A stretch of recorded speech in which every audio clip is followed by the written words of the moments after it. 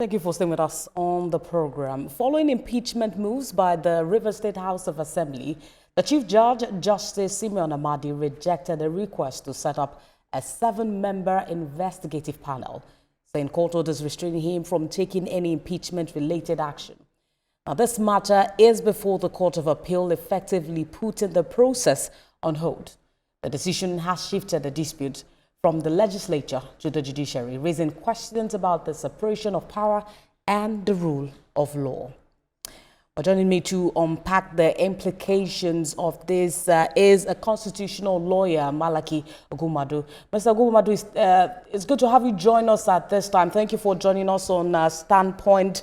In the first phase of this crisis last year, we saw a flurry of court orders and counter orders, almost eroding public confidence in the justice system.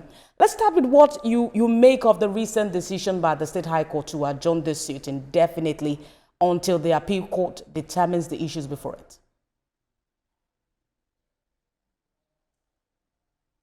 Well, again, thank you for having me. I think that that may be an informed decision because inadvertently, they have run into a cul-de-sac. And this is what you get when there are extraneous, far-flung motivations in the actions that you are taking, or better still, if they are self-centered.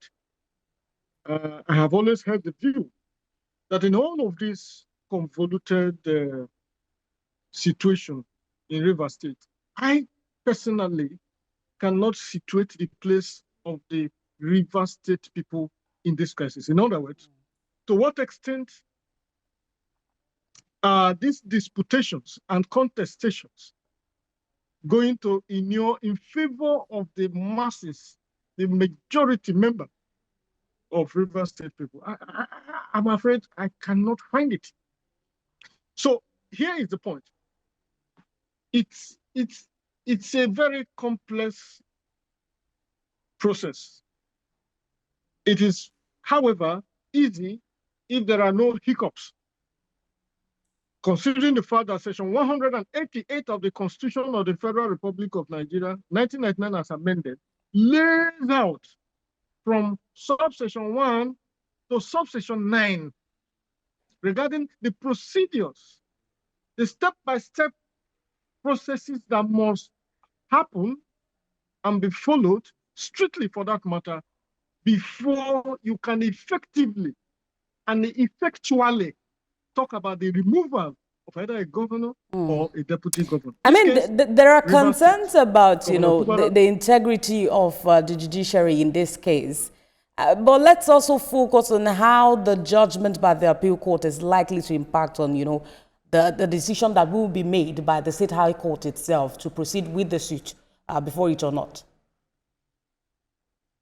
Let's not at all times cast aspersion on the integrity of the judiciary. In this case, I'm unable to see one. What I see is the unbridled desire of the political elite. They are not class. The class is purposeful. Talking from our ideological stand of view, political elite in dragging the judiciary into a convoluted, complex political matters. Now, it is the State House of Assembly that owns this process. They initiate it upon or on the basis of the allegation they claim they have.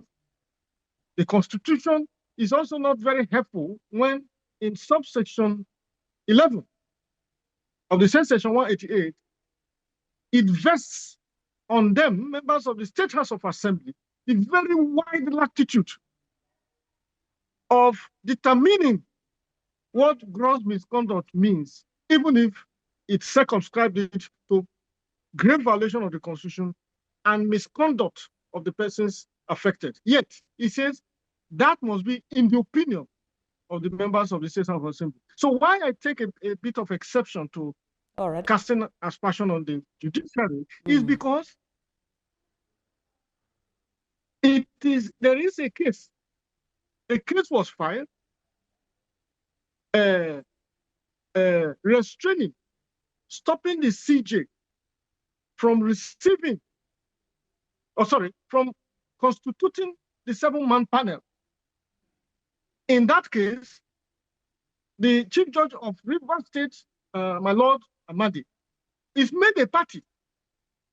So with our knowledge about the law is that once there is an order, whether correctly or per incuriam, whether interim or perpetual or interlocutory, once there is an order by reason of section 287, this case High Court, subsection 3, you must abide. In fact, even if you have not seen the order, but you have learned of the case, or you've been served with the process and you are aware, you have to allow the status quo. It seems that the Chief Judge's hands are tied in this situation.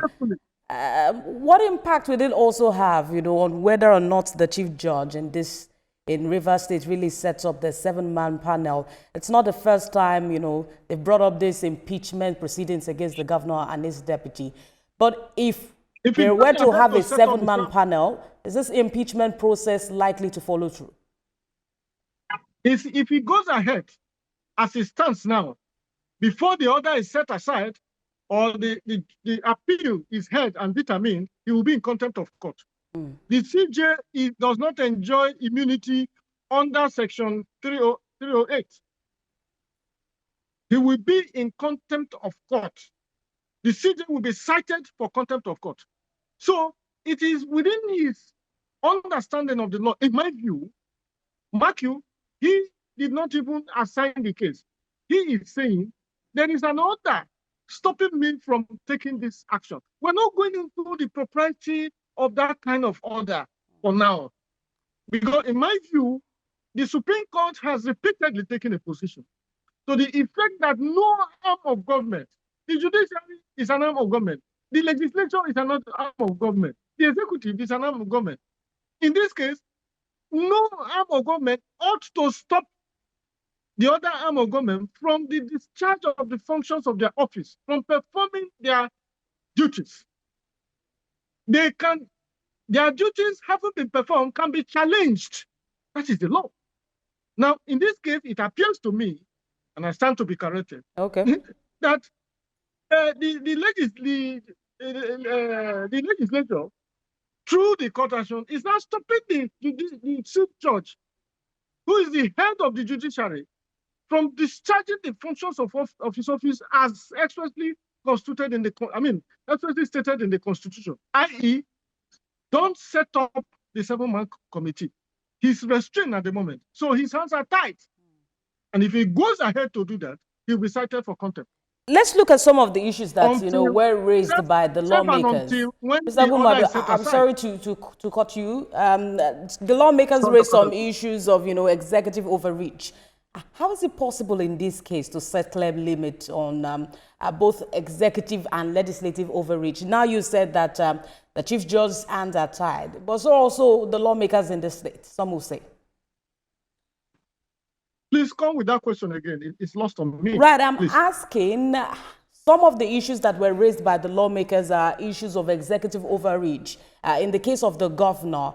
But in the case of Rivers State, from what we've seen in the past few years going on in the state, how is it possible for them to set clear limits on both the powers of the executive and the legislature so that it doesn't get to a stage of overreach, which the lawmakers are claiming in this case? Well, what I see very clearly is that these are interesting times that has invoked serious political contestations, and anyone and everyone is now making one claim or the other. Whether claims are made, it's easy in moments like this. What is important is, have you proved your allegation? So if you're talking of an overreach, fine. The same way the other arm may be talking of an overreach, in short, overzealousness on the other side. But here is the point, and I think that is what you want to hear from me. If we cease to moderate, if we cease to moderate our penchant for crisis, if we prioritize the ever-increasing need of the River State citizens, and by extension, Nigerian citizens, if we pay attention much more on the desire of the people for the provision of basic amenities of life, and de-emphasize self, and de-escalate greed, and de-emphasize avarice in primitive accumulation, we may have doused all the tensions that create this kind of situation in which organs and arms of government that ought to harmonize, coordinate, and be able to deliver on the dividends of democracy, it would have reduced drastically. Well, irrespective of, personal interest or political ambitions, we've seen Nigerians repeatedly, saying that this agreement, like you have also seen, has been reached. This is not the first time that, even the government has tried to intervene, only for it to be breached again. We've seen neither camp willing to openly disclose the specific terms of this agreement, which is also, the crux of this matter. Where does this fit in all of this? Saying that River State has been going through this situation for a while now. It underscores the need for transparency. It speaks to the increasing importance of transparent governance. Now, I am not going to be hoodwinked. Neither will it be fair on the people of River State to be told an imaginary agreement, even if it does exist, and they were not a party to that agreement. In law, there is what we call privity of contract. You must have participated and have an input into an agreement for it to be binding on you. So if Fubara, Wike, and President or their political party had an agreement that they chose to keep secret, it is binding on them, not on the people of River State. The resources of River State, which these political actors are appropriating and utilizing in a way that does not support the life of the River State people, is what cannot happen if we have a very strong movement of the people. People that can retrieve their future, that can retrieve their state from these political gladiators. Let's look at some of the moves. Call them political rascals. Let's look at some of the political moves that were made by the state governor. Late last year, Fubara attempted what he likely, and some persons will also consider a strategic masterstroke by defecting from the People's Democratic Party to the ruling All Progressives Congress. We've seen some APC leaders and members already coming to his defense. Would you say that was a right move, but can they also shield him from the crisis he's facing in his state at the moment?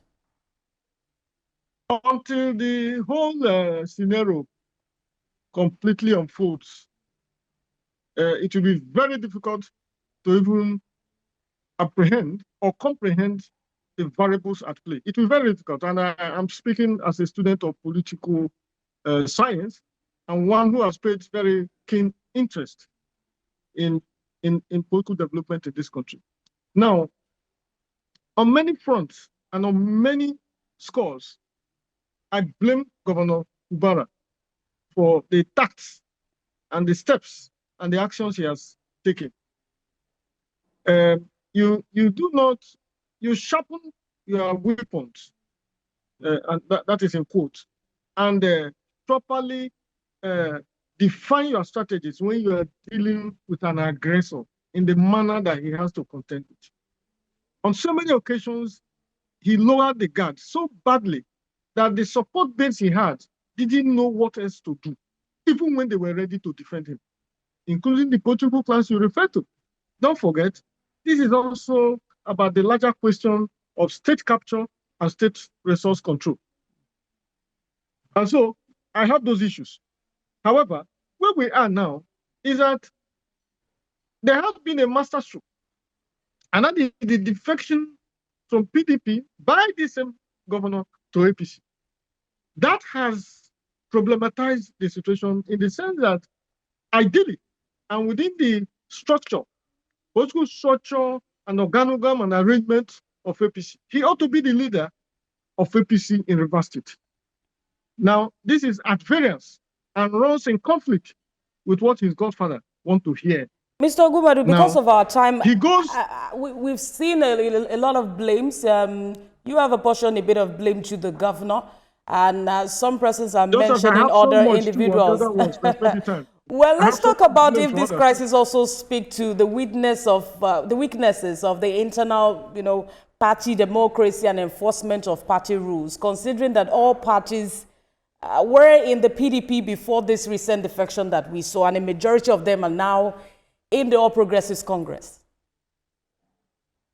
If you ask me, I would say the weakness of political parties as the engine room for political activities in a country.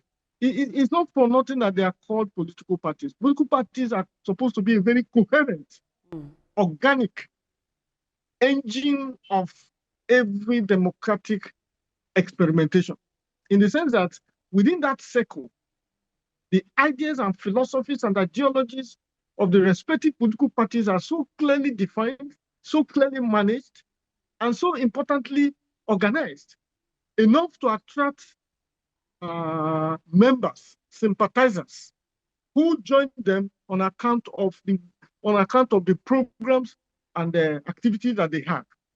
So, if you don't mind, it is the problem of proper party existence in the country. You talk of internal political democracy.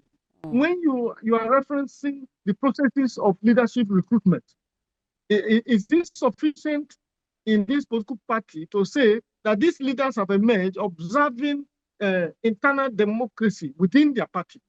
So it's a bit circumscribed to that.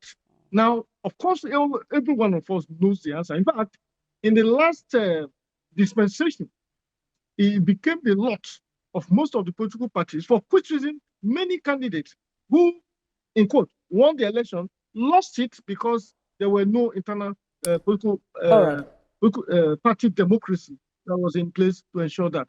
So it is a convoluted. We're about wrapping up this conversation, but very quickly before I let you go, I want you to also touch on other states. How glaring this warning signs really seems to be for other states that are approaching their own election cycles. What does this mean exactly as to, internal democracy in the state, party structures, and also dominance of some parties at this time? As it stands, it presents a very good lesson for the political, for the states that are yet to experience their own elections. It tells the story about how overzealousness or over-ambition of a few can terminate, in fact, can abort the entire process in a state. And the lesson there is that there must be statesmen, I think that's the word, who will be able to rein in, who will be able to manage, and who will be able to moderate the ambitions, if you like, overzealousness, over ambition of some of their members in a way that protects the democracy itself. Because when you deal a deadly blow on democracy, you cannot have the participation of the people. Self-rule will reign, terror will reign, and at the end of the day, you are not able to locate the will of the people, which is the most paramount important thing within the whole equation. The rule of law must always reign, and that is why until they set aside this order of God or the Court of Appeal rules, the CJ's hands are tied. That is my view. We've seen stakeholders, calling on the president to also to keep intervening in this situation. We're waiting out to see what this will really mean, especially for institutional trust and the fact that it may also have caused a long-term damage as to governance and all of that in Rivers State at the moment. But that's a fine place to leave the conversation for now. Thank you for talking to us. Constitutional lawyer Malaki Ogumadu. Thank you for joining us. My pleasure. Thank you for your invitation. Thank you. But that's our show for today. Remember, the views and reactions of our resource persons are theirs, and have no connection with TVC News, you can watch a repeat of this episode at 11 p.m. tonight and at 5 a.m. on Sunday morning. Thanks for watching.